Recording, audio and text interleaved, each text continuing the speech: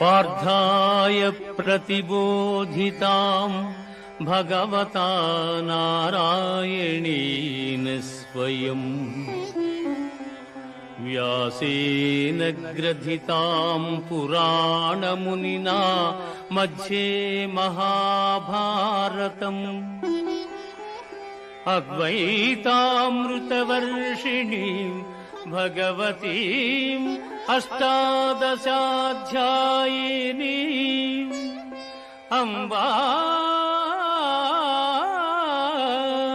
త్వామనుసందధామి భగవద్గీతే భవద్వేషిణీం భగవద్గీతే భవద్వేషిణీ.